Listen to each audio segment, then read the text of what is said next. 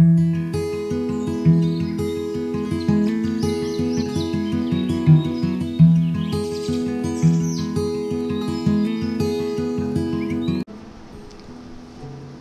kapaglaom, mayong buntag kaninyong tanan og Happy Preparation Day.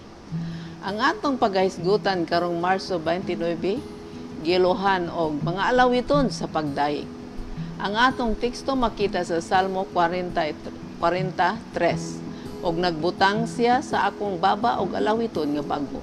Bisan ang nagdayeg sa atong Dios, makakita niini ang daghan og mga hadlok ug sila magasalig ang iyo.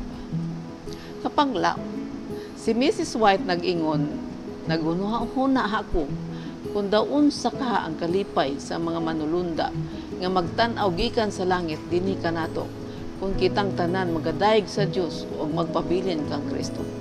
Kung sapagkat tinuod adunay hingpit nga kalipay sa mga Kristohanon, nganong dili man kini nato panag-iyahon ug ipakita kini sa kalibutan. Sa dili na madugay muani si Kristo. Sa gahom ug dakong himaya ug daun sa kamakalisa nga butang kun dili kita andam. Kinahanglan kita mangandam dayon. Inyong ibulag ang daotan gikan kaninyo. Pagsugod ug pag-awit sa huni sa pagdayeg ug pagmaya dinhi sa ubos. Ang inyong mga ngabil mag-aawit sa pagdayeg sa Dios. Ang mga manulunda sa langit nagadayeg sa Dios sa tanang panahon ug dinhi ang mga tawo gipakamatya ni Kristo, bibiya sa langit ng puluyan, ug mianto sa pagtamay, insulto kamatayon, aron nga iya kitang ituboy, aron mulingkod sa langit ng dapit, ug sila, wala minghatag og pagdayeg. Kung kamo mulingkod sa langit ng dapit uban ni Kristo, dili gayud kamo makapugong sa pagdayeg sa Dios. Sugdi pag-edukar karon ang inyong mga dila sa pagdayeg kaniya, ug bansaya ang inyong mga kasing-kasing sa paghimo og huni ngadto sa Dios. Ug kun ang daotan magasugod ug magpakanaog siyang kasubo sa palibot ninyo, pag-awit ug alawiton sa Ginoo. Kun ang tanang mga butang sa inyong balay magkasinumpakiay, pag-awit sa usa ka kanta bahin sa walay katandi nga kamadanihon sa anak sa tawo. Si Mrs. White magaingon kanimo nga sa dihang ikaw magasugod sa pag-awit, si Satanas mobiya kanimo. Makapahawa ikaw sa kaaway uban sa iyang kangit-ngit ug imong makita sa pagkatin-aw gayud ang gugma kaluoy sa atong langit ng Amahan. Kadtong moduol sa sagrado nga relasyon sa Dios sa langit, dili pasagdan gikan sa iyang kinaiyanon kaluya sa ilang pamatasan. Ang kalibutan nawad-an sa tanang pagkadanihon alang kanila, kay sila nangitag mas maayong nasod.